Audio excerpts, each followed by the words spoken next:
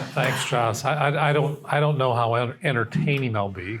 I think it's always helpful for people to get an idea who's up yakking at them. So my background and why maybe I was involved in that little bit of short-term rental stuff is I have been a real estate attorney in the city of Lincoln for a long time, in about 30 years. When I was active in the legal practice in the real estate world, I did everything real estate. So the real estate business is a lot of fun because it does a little bit of everything. So when you have real estate clients, you end up doing employment law, business law, contract law, and getting involved in deals and stuff. So I loved real estate. I hated family law, divorce, all that kind of stuff in law school. The reason why I think I ended up loving real estate so much is that if you do good deals, everybody's happy. Everybody's happy. And in a family law situation, no one's happy. They're always mad at the attorney. They're mad at everybody. Nothing ever goes right. And in a deal, a good deal, seller's happy, buyer's happy, everybody's happy, lender's happy. So that's why I love real estate. It's a tremendous industry to be involved in. Then about, it's probably been 8 or 9 years ago. So how many of you have worked with an attorney? Okay, if you're in real estate, you probably should at some point in time. But attorneys bill in tenth of an hour increments. Most. Some bill quarter, some third, but I always build in a tenth of an hour, 6 minutes. So I got really, really tired of measuring my life in 6-minute increments. So I had an opportunity because one of my clients in Lincoln ended up buying a home building company in Omaha. Some of my other partners are in the title business, branded up, Charter Title. If you need a phenomenal title company to do everything that needs to be done in real estate, Charter Title. And if you need two of the best people to be able to work with, they're here, Justine and Kelsey over there. Hopefully you a lot to work with them on. And so anyway, Charter wanted to grow and I ended up helping open the Omaha office. And I also helped open my law firm's law office up in Omaha as well. And the plan was over 2 or 3 years, I'd back out of the legal practice, and then I'd be full-time in both the title company business and then the home building business. Well, the home building business in Omaha went so well that the land developers up in Omaha weren't selling us any land, any lots. So we had to go start doing land development in Omaha to be able to keep up with the demands for the home building company, which is kind of what I did for a lot of my clients over the years in town. Now, every market is a little bit different on how they go about doing things. So I've got my own attorneys that I work with, different engineering firms up in Omaha, and that's really what I've been focused on. So I call myself now a recovering attorney. All of my partners in the various businesses like the fact that I've got the attorney background, because every once in a while you'll see me put that hat on and go beat up on people over it, or with Josh on the short-term rental pulling some of that stuff back out and going and dealing with it.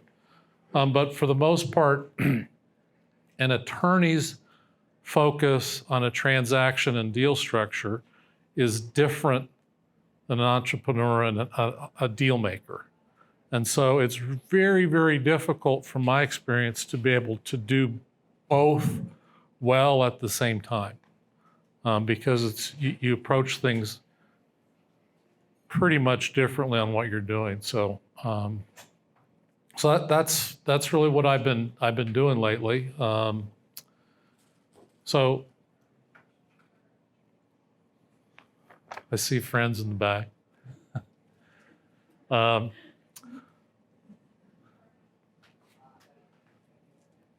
I'll have a lot of time for you to be able to ask me some questions. So I want to give you a little bit of different areas that you might be able to ask me questions on and stuff. So, real estate, in my mind, 101. What have I learned over 30 years in representing clients and putting deals together?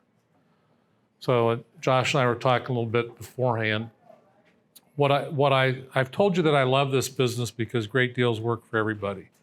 But one of the reasons for that, and one of the reasons you're all here, is this business is all about relationships.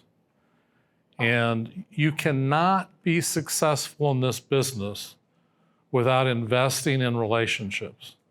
And the more relationships that you have across the spectrum of things, the better off you are.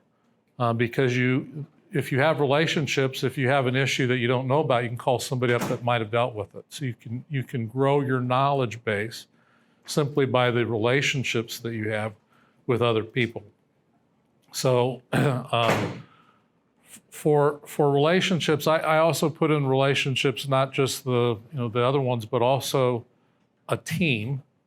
And whether you have any kind of formal structure of that team with partners that bring different expertise, or whether you have identified people that you trust that you can call on for advice. So does anybody want to volunteer who's on their team? You look like you want to talk. We got different areas of construction on my team, like painters and drywallers and plumbers. Okay. So it's not specifically an individual, but it's companies that have done me well in the past. Feel like they charge me a fair price. And so your ability to go do the next deal is because you have confidence in the people that you've grown relationships with over the period of time that you can count on to be there. And you don't have to guess about it. And you know that you don't have to work out every last deal before you can go pull the trigger on a deal. Right. Gives you that extra level of confidence. And for my deals, I leave a lockbox on the house and I give my contractors the code.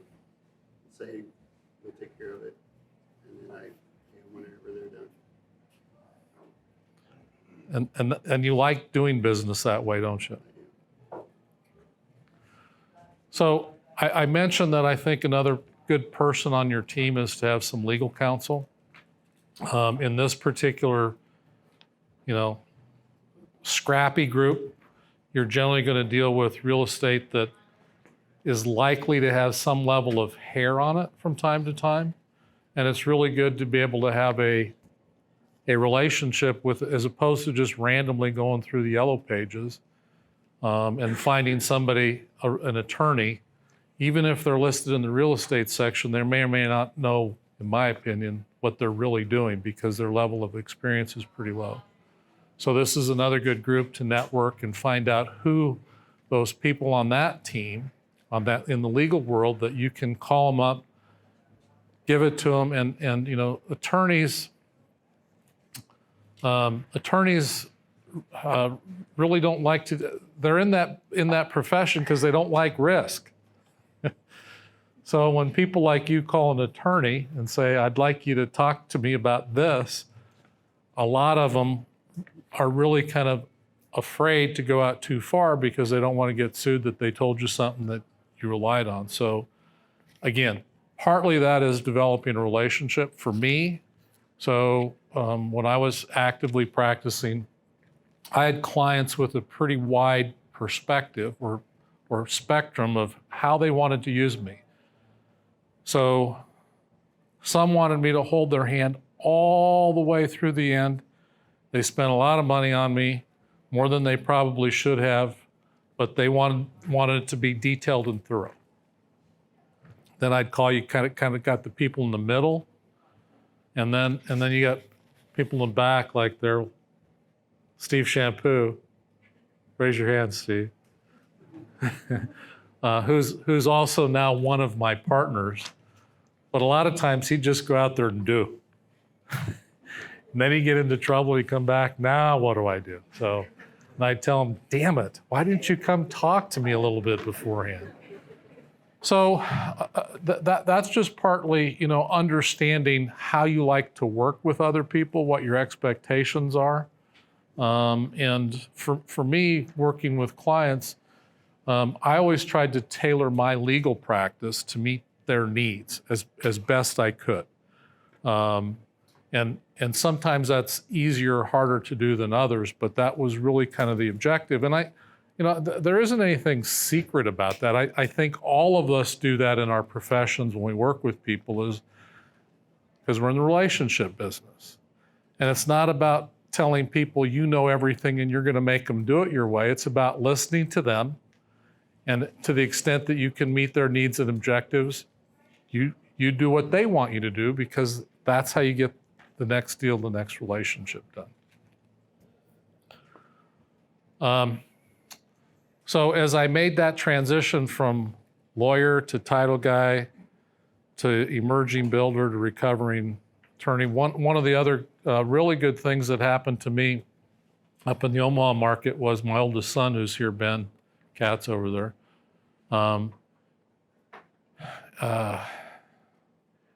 If you're an attorney and you have a son that's like a wild ass entrepreneur, it can scare the shit out of you. So just hopefully I won't embarrass him too much. Probably not. He'll get his chance to get even someday with me. So two stories on that. So at one point in time, I was on the school board here in Lincoln for 2 years.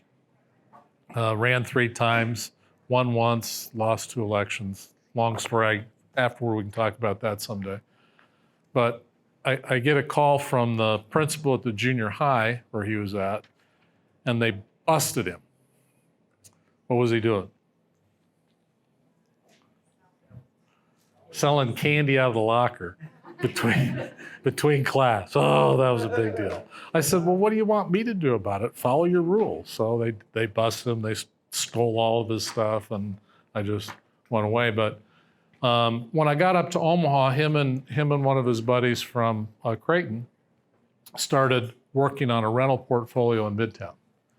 And it was really fun trying to give him some advice, and even probably more of a wild card than any of my attorneys in terms of what risk he was willing to take to go forward. And now he's probably crossing mostly over in that risk reward avenue on what he's willing to do, because he has stuff to risk. Early on you don't have that much. So that's been a kind of an eye-opening experience for me. And now he and I and Steve are doing a number of development project deals together as a part of that, because in the real estate world, so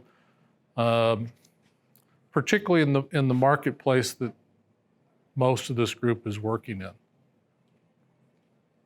how do you find stuff? What's the supply? Where are you going to get your next one? And so the challenge for the real estate industry and what we're doing over the next several years, and maybe for a long time, I'd be good to hear some of your ideas on what's going to happen, is that if you build new stuff, that gives you a competitive advantage in the market today, because you're able to create your own product. And so we've been working on doing that. Still have supply chain problems and all that kind of stuff, but that's been a theory that the three of us have been working on for the last 3 years up in Omaha in particular. So how many of you are familiar with BTR, build to rent? You heard that term? Okay, a handful of people. Have you heard of, in Washington, D.C., where they're talking about not wanting the big Wall Street firms to get involved in the rental business? Okay, that's kind of a direct reaction to this area. So that's what build to rent, my term, there's a number of different terms, but it is where you build an entire neighborhood of single family detached homes and rent it out. It's also called a horizontal apartment. There's some different terms that the industry has established. But it was really when we started looking at this 3-4 years ago and talking about it, it was interesting because we went to some conferences around the country and you talk to the people. How did this industry get started? So in the downturn, last one we had, where everybody foreclosed everybody out, they had massive single-family portfolios down in Phoenix and Las Vegas. And the Wall Street boys, the hedge fund guys said, we got a lot of money. Let's go buy them all. And they didn't buy them with the idea that they were going to rent them and create a whole industry. They bought them with the idea, well, crap, we're buying these things at 50 cents on the dollar. And in every market we've ever had, it's going to come back. And then once they bought them, they said, well, doesn't make sense to just let them sit vacant. Let's rent them out.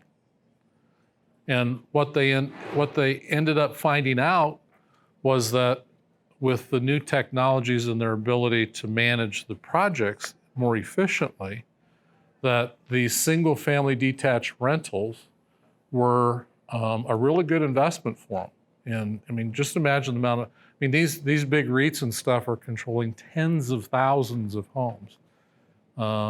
At one point in the Phoenix market, single-family existing homes, 18% of them were being sold to investors. And I think that's a statistic that's holding true nationally right now. It is a dramatic change. How many what's the split here between flippers and long-term rental holds? How many are flippers? Okay. How many are hold long-term rentals? Okay. Endangered species. So at probably not in our market, but there's a lot of big Wall Street money chasing the opportunity in the rental industry. And at these conferences, these guys talk about, so these single-family homes, the industry has traditionally been mom and pops. People like you own somewhere between 10, 20. Somebody gets really big, they get 100. And the institutional investors, Wall Street hedge funds, pension funds, like a year or two ago, their share of that market was about 2 to 3% of all that single-family detached rentals were owned by those folks. Anybody want to take a guess at what their share of the market they want to be at in the next, I don't know, soon? They're working hard at it. 25 to 30%. So the amount of money getting thrown at build-to-rent communities is pretty phenomenal. And it probably makes some sense. And even more so now with, look at what's happening with the construction costs and people's ability to be able to buy a new home is significantly constrained. So I think rental properties will continue to probably grow in terms of market share and what they're doing. So it's kind of fascinating. Here's an old stodgy industry, right? Single-family homes, and now you got all this. It is crazy Wall Street money chasing things. What was that cap rate on those portfolios? 4% cap rates on single-family rental portfolios in different markets. It's phenomenal. Who could imagine that kind of a cap rate on a single-family rental project? So the three of us have got 3 neighborhoods in Omaha. When we go out and we develop a neighborhood for legacy homes, single-family lots, and we've been trying to find in those neighborhoods a location to go do a build-to-rent. So we're getting ready. Steve, we're going to start building in May? Yeah? Okay. It's fun. It's fun working with partners. So Steve's primarily, I mean, he builds a great product and he knows how to get that stuff done. So it's been fun having a partner. We've been going back and forth about when are we actually going to get stuff done? And it's just a real challenge in the industry right now. Yeah, question? Have you guys seen the REITs buying in the Omaha Metro yet? I have no. We've heard a rumor that one of the companies that is in the BTR space out of Minnesota bought a portfolio, but I've not been able to track that down. What I can tell you is that a big build-to-rent builder out of the Columbus, Ohio area called Redwood, and their product is 8 to 12 unit attached slab-on-grade row house product. They've got several projects in the Des Moines market. We're selling them. I'm selling them one project in Omaha. Made sense to move a product, and they're really after me. I've got a couple projects here in Lincoln that they're after me to sell them a site for them to go do that product. So it's getting closer to being in our market. How many have heard the term flyover state? So we're the Midwest. People just fly over us. They don't really know what we are. Then you got the Smile, which is the coast, Texas, and then Denver. The eyes and mouth and stuff. And if you think about it, you look at the price appreciation on products and the growth. We don't have that same level of growth. Well, my argument when I'm pitching to those people on our products, what do we have here though?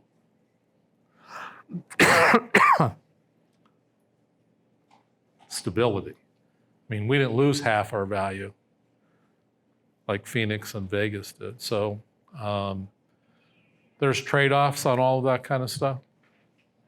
So good question. It'll come. I mean, the problem is they've got so many billions of dollars chasing stuff that they're going to have to go to bigger markets. So we're kind of getting there, I think, but the follow-up then to that is a potential exit strategy for you guys selling to a REIT then, or is that just too unsure whether that'll be a possibility or not? Steve never sells anything. Can I embarrass you one more time, Steve? Okay. So when I was a baby lawyer, I was a baby lawyer at Klein Williams Law Firm, and one of my jobs was to foreclose mortgages. How many of you know what a mortgage is? It's not a deed of trust. It's a deed of trust has a trustee, and when you foreclose, the trustee sells. When you have a mortgage, you got to go to the courtroom and have a judge do all this stuff. So when I was a baby lawyer, that's what I did. We did it for American Charter, if those remember that old ones. That was one of my clients that I did all that work for. So if I had the worst property, the worst, that I thought nobody in their right mind would ever buy, who'd show up at the sheriff's sale to buy it? Steve. And the fun thing that but this tells you about his philosophy and strategy on, he still owns those. And the amount of money that he's made look at the amount of money he's made over the last 2 years from the price appreciation of holding them. So to the extent that you're in a position where you can continue to control and own and hold the real estate long term. So the question is, what exit are you looking for? Because that, I think, is really, we struggle with it from time to time amongst the three of us. What's the purpose of the exit? Why sell and pay a whole bunch of tax unless you have a place to go roll it into? And so that's really kind of the question. What's your strategy? And that's as varied. Every one of you has to decide what makes sense for you and why are you in real estate? What are you trying to accomplish with it? And when do you want to exit and cash out and do things? So we haven't gotten that far yet. So I think Steve has convinced my son never sell. So they'll never sell, I don't think. Does anybody else have a question they want? I'm going to have more question and answer where you can just ask me anything.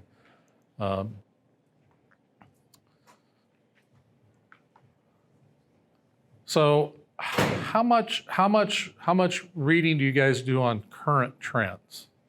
And where do you try to get your information from in the industry? How do you stay current? I mean, all this stuff that's going on. Podcasts, seminars. Yeah.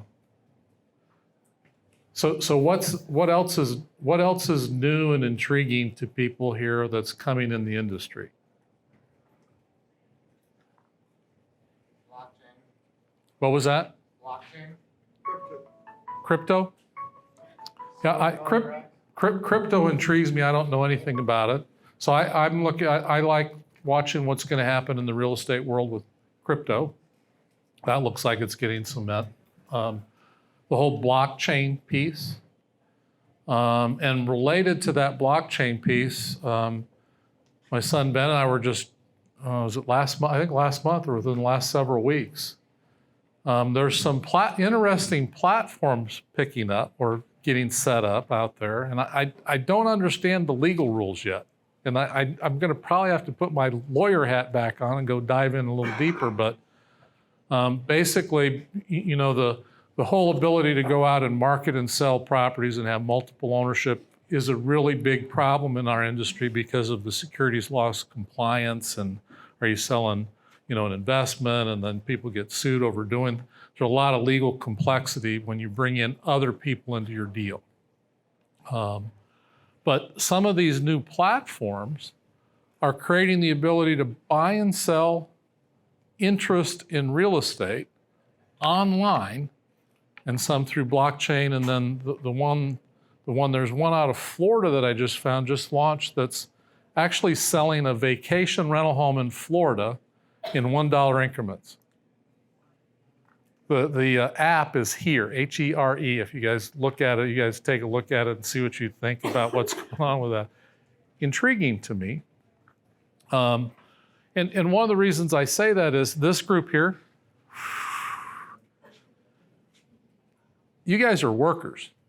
I mean, you're out there getting it done. So the number of people that want good investments, that look to other people to help create them, will look to you. And that's always kind of the question about whether you want to broaden your scope to be able to put deals and projects together that would maybe be attractive for other people to do. And in the past, it was incredibly expensive to deal with an attorney to deal with the compliance issues. And what I'm seeing now, we'll see if this tracks out, is that some of these new technology platforms may lower the cost of being able to be compliant and position and market your properties in a broader fashion. So that's an area, if you have interest in that, that's something that you should probably pay a little bit of attention to and follow a little bit.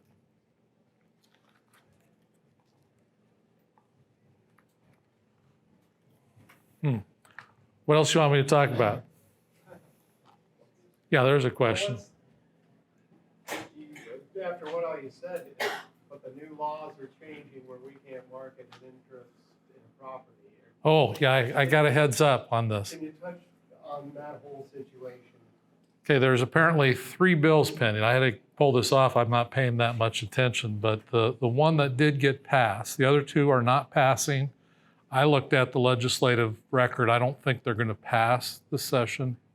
But the one that did was LB 892, which basically says for the flippers, if you have a contract that you own on a property, you can't publicly market for sale, whatever exactly that means, okay? Unless you do it through a real estate agent. So This one, in my opinion, got through because the real estate lobby is pretty strong. They spend money, they pay a lot of dues, they get really good help, and they get things like this through. So, and I think they got really mad at people kind of sidestepping them and going around them in real estate deals and them not earning any commission on it. So, what's your plan on how to deal with it? Well, the easy plan is just taking a license. That's the easy plan, but I don't know what public marketing, what you just said, I don't know what that means. Can I call a friend and ask him to invest in a property? Is that illegal now? I don't know what that means. Yeah, I agree. So you've got the answer? Good. I told him I could help him whenever you need help. So I think the easy one is to find a real estate agent, a friendly one that'll do it on some kind of small fixed fee. I was just gonna say, someone will do it for $100. Because they're not talking about really doing any marketing or any work. What's that? It would be interesting to see how the real estate commission requires agents to act in that transaction. So they require them to be like, obviously they're fiduciaries. So I think you should pay attention because the realtors and the real estate commission didn't go through all the effort to get this law passed without them willingness to go make an example out of some people. Yeah.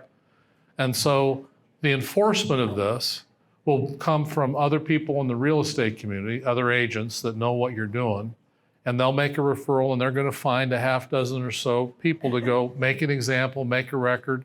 And remember, don't go to the real estate commission without being represented by counsel, because you will lose.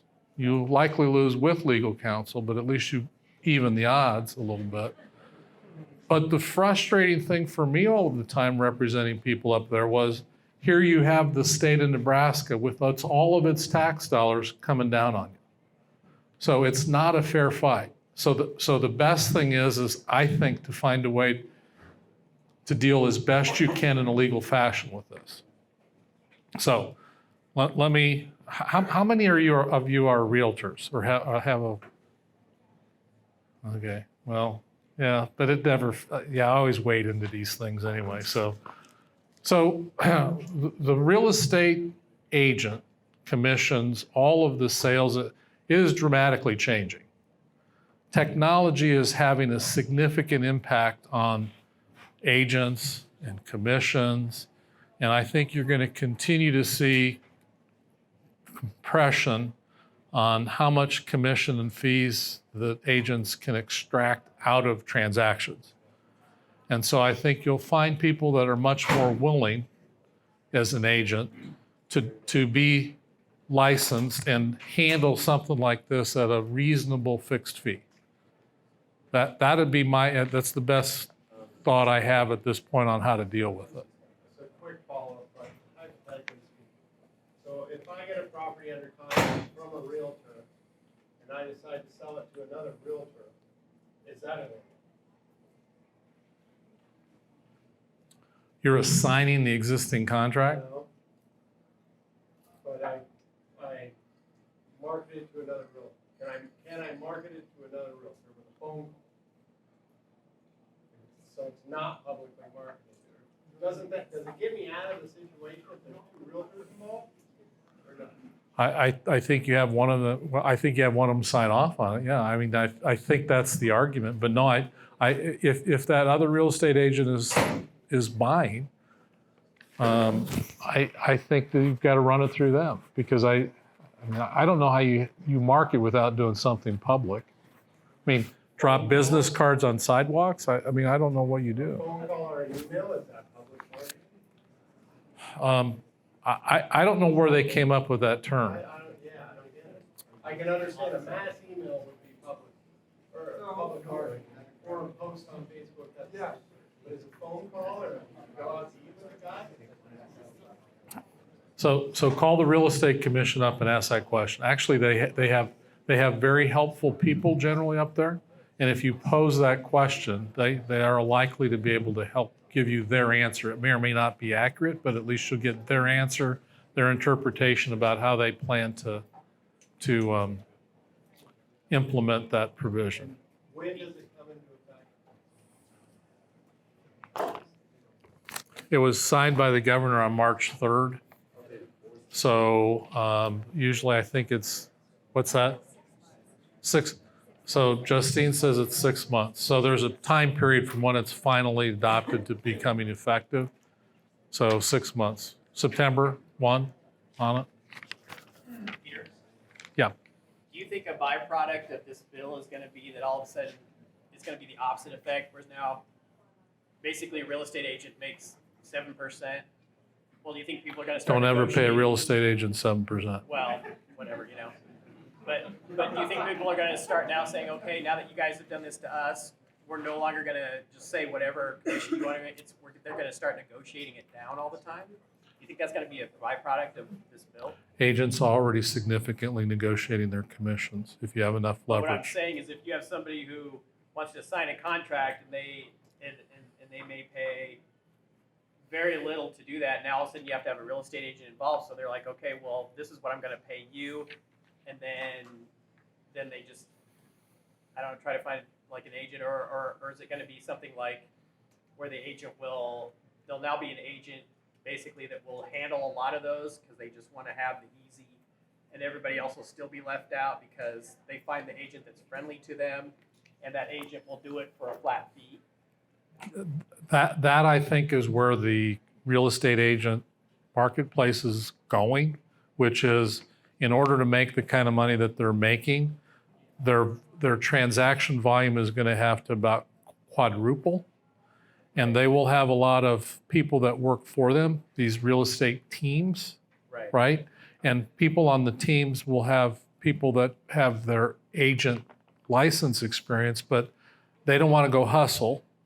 They don't want to work that hard. Right. And so they're very happy with a paycheck.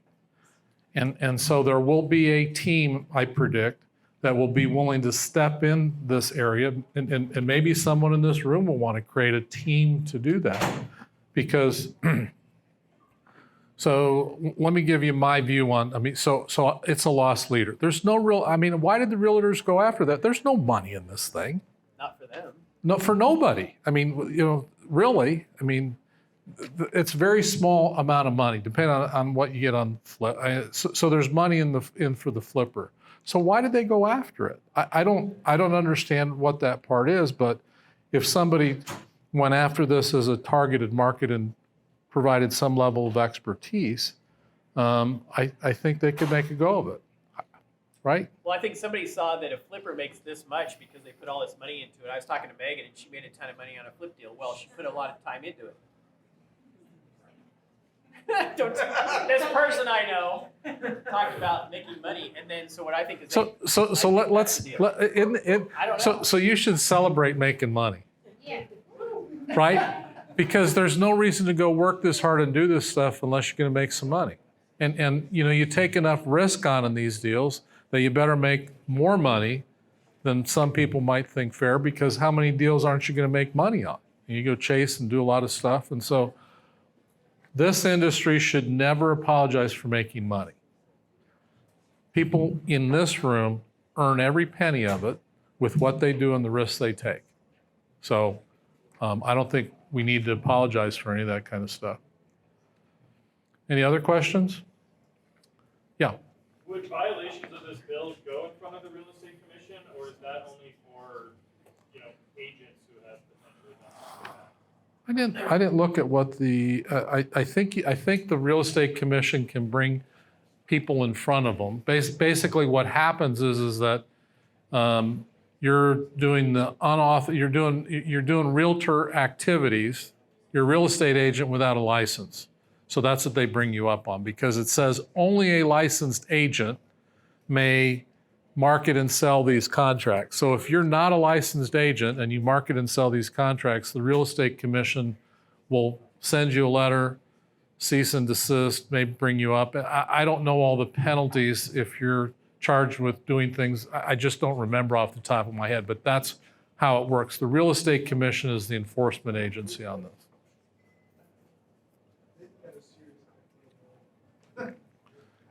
Anybody else have any questions for me? Yeah, well, What- You've done a lot of real estate transactions. What's your favorite real estate deal you've ever today? done? Any time in your life. Oh, man. So this is probably my favorite on the lawyer side. So I'm working on a big deal, and us attorneys in Lincoln are really dumb compared to the New York City lawyers. Those guys are smart. And so one of the better time we're negotiating loan paperwork, not that stuff that you guys don't like to read, that just goes on and on and on and on and on. So I always viewed that if I had a client that said, I read through all of it and tried to reasonably understand it. So I'm reading through this one, and it had this paragraph in there that made absolutely no sense in the context of the transaction. So I called the other attorney up, and I played dumb, and I said, what does this mean? Just to see, can you explain this to me? Couldn't explain it. Could not explain it. And then I proceeded to explain it to him on why it was, what the language meant, and why it had no business being in this documentation for this transaction. So that was fun. In terms of real estate deals, I think current deals are always the most fun. I mean, we've got a number of different deals going on right now that are really fun to put together. So I'm right at the tail end. Steve and I and another partner bought a franchise called Epcon. It builds 55 plus age targeted homes. And if you think about that product in our market, there really isn't anybody building that age targeted product here. If you have people, so I'm the target demographic for that particular product. What do? Well, my friends, they go buy a townhouse, but there'll be other people in it. So there's really no kind of area in particular that pays attention to. So the first community in Lincoln will be the Courtyards at Prairie Village North, which will be there's some existing townhomes out there right on the north side of Adams. This is the 20-acre parcel that was supposed to be Menards, just south of the Walmart site, that will have 119 of these units. It'll have a clubhouse and pool and stuff. So that deal was fun because I did that deal originally 15 years ago to get the Walmart sited in there, the commercial development, all that, and now it's back around in a little bit different perspective. Now, so the funny thing is, the covenants on there prohibit residential property. Okay, so Walmart is the one that I've got to go get permission to say, can I build residential homes there? What did Walmart say I had to do in order to build residential homes there? I have to put up a privacy fence between the back of my homes and their parking lot. I mean, I have to screen my homes from their parking lot. Who knew? Who knew that? So I love probably more of my recent ones. And as you get older, you have a hard time remembering your other ones that you tell me anyway.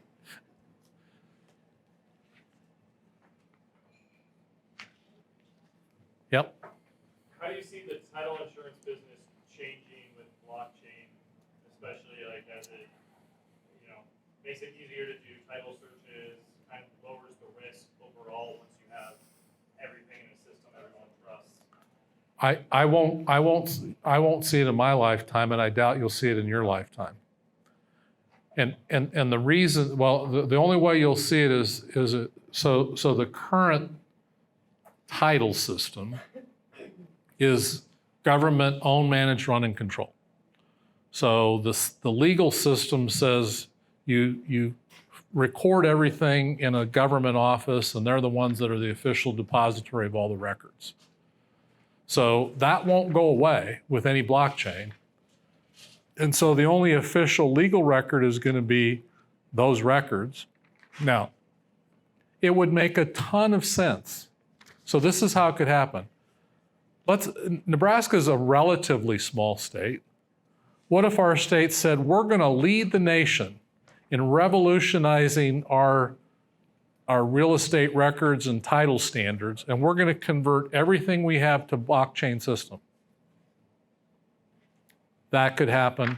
But what do you think the likelihood that government is nimble enough to completely overhaul our current record system and adopt blockchain? So I don't think in the context you ask it will happen. Now, this is what I think will happen, and I'm the property that I mentioned, my son and I said, well, we need to go buy that interest in that blockchain property that they're selling. So this is where I think the opportunity is, but the opportunity will be in the private sector, not the public side, which will be if you have a property and you put it into an LLC, that goes into, and that's how this company out of Pennsylvania or Ohio does it. And they make all the recordings in the public record that the LLC is now the owner of that property. And then they set up a completely separate blockchain system that they use to transfer control and do all of the transactions with the property outside in the blockchain. So that I think could work, but will lenders do it? I mean, this industry is pretty conservative. People don't like to change very quickly. So I think it should. I think it's a system that probably makes a lot of sense, but there's a lot of questions. And I think for it to be practical, a state is going to have to create new law to provide that our real estate records will be maintained via blockchain for it to be fully implemented. So those are great. I mean, those are great questions to pay attention to and watch. And it's that change in the technology piece on what we can do, on how we can transfer title, that creates some of the technology and efficiencies that might shave some cost out of the transaction for all of us. So it's not here yet. I don't think I'll see it, but pay attention and ask good questions. And if you see an opportunity to do it, try it. Yeah. I hate to beat a dead horse with this bill, but I feel like I still don't have any idea what it's saying other than, like, how do you move past that other than having an agent then market the thing that you have under contract? But most agents and most brokers won't allow agents to publicly market, like, they're not gonna list that contract on the MLS. They're not gonna put it out on Facebook, right? So they're just gonna tell agents, you're not allowed to do this, and they're gonna tell normal people, you're not allowed to do this.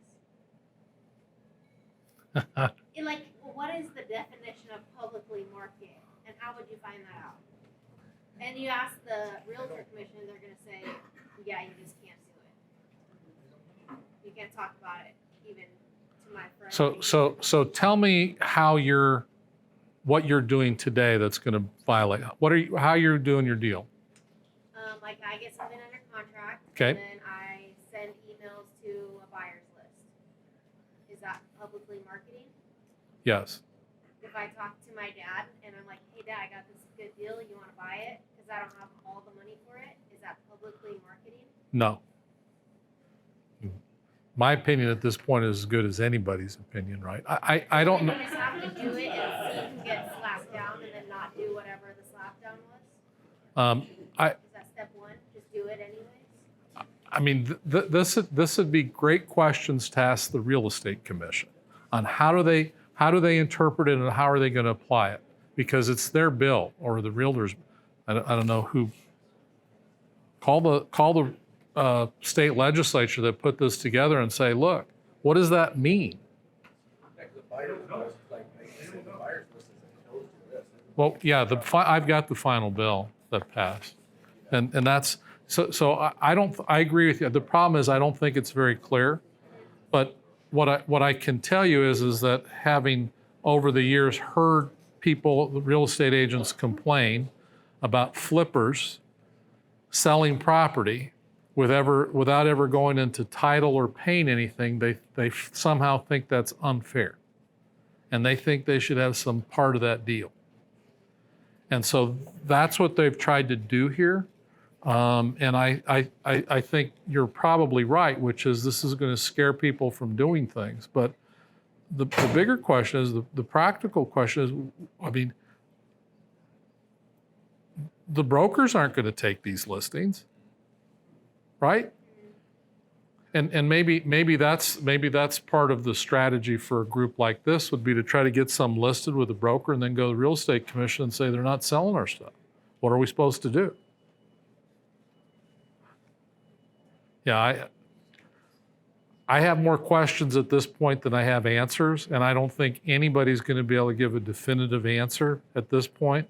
And so you've got to find avenues, and ideally there's avenues that cost less money to be able to find out what that's going to be like. So those are the places that I would go poke some, would be real estate commission and a broker or two on saying, are you willing to list this for me? And see what you get back as feedback. And this bill doesn't say anything against assigning. You're still allowed to assign contracts. Yeah, but who are you going to assign it to? Someone that I don't talk to. Yeah, exactly. Yeah, you just randomly find them on the street, right? Yeah, that I think is the problem. Yeah, there's nothing that they can prohibit the assignment. You have the right to do that. It's your contract. It's just that they're saying you've got to hire an attorney to find out and market who you can assign it to, or who's going to do that. So Buyer, if she has a buyer's list though, and it's a closed list, it's really not, everybody sitting here is not public. Would that actually be public?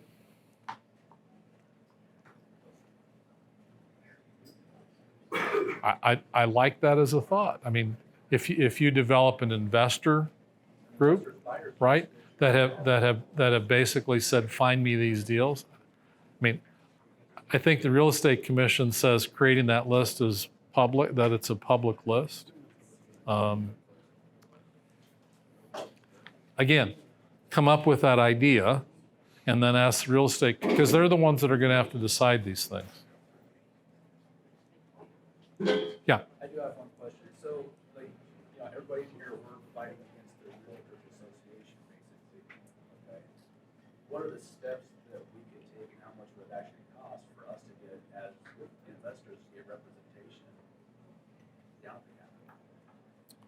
And there's a lot of investors in the state, and what would it really cost us on an annual basis per person? So I've just set up a group in Omaha called Welcome Home Coalition, and as a group of, I'm trying to grab members into it. So realtors, developers, builders, all that kind of thing.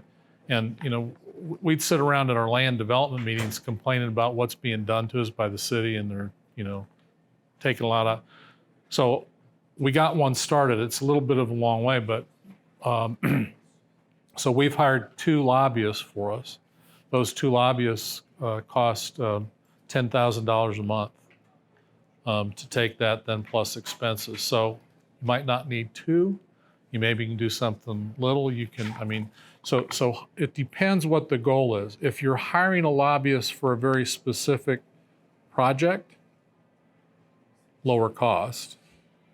But if you really want to get to the point where, you know, the realtors are, where they've got hired guns, or, you know, in the day when my law firm represented the home builders or the local realtors, you know, we were on retainer, and we went out and we kept them apprised and advocated for them and told them how to work the political process. So the challenge always is the money.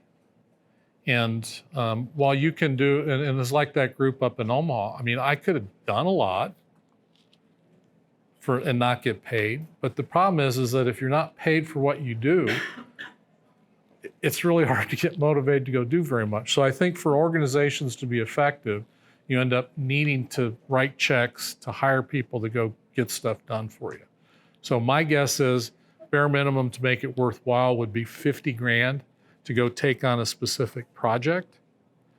And if you wanted to set up an ongoing annual kind of organization that had some horsepower on the lobbying side, you're probably looking more like 200 to 250,000 a year. per year. Yeah. I just wondering how they get those bills come out where they can't take fees out of security deposit and stuff like that. Anybody that's a landlord knows they're never gonna see a dime from that money out there. Yeah, and so, you know, there are a whole, so there's a couple, well, this industry has always been relatively fractured in terms of a variety of organizations that represent or purport to represent managers and home builders or builders and all. Is Rioma still around? Okay, so Rioma is one that had a lot of potential, but's never been really recognized. So I think there's room in the market to create something. And the other thing, and you've got a whole lot of stuff coming down. The Senator Wayne out of Omaha and Senator Hansen in Lincoln are coming after your after this industry with both guns blaring. So I think there is value in creating a lobbying organization that pays attention to landlord issues in rental property. You know, the government agencies have unlimited funds to go advocate for the tenants, but we have to pay for it out of our pocket. So, yeah, I think it'd be a good idea. It's hard to get them going.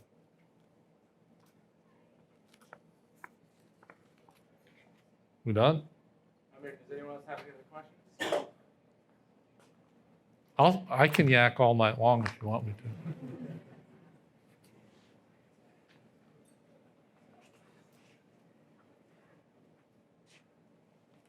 Anybody else? Okay, well, thanks for letting me chat with you tonight. And